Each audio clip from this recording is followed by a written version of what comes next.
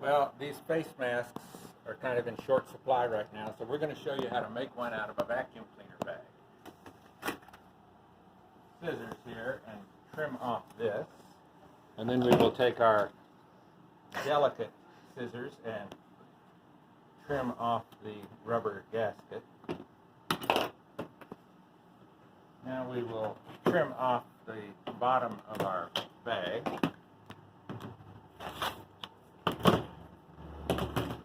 And we will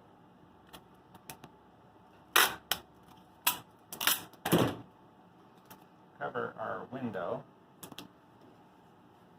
And then we will invert our bag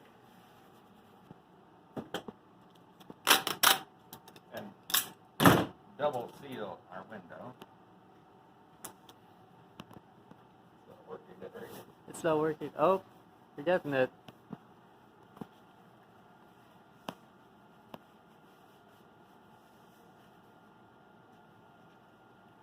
And to make this user-friendly, we want to put our smiley face on it. And then to make sure that it's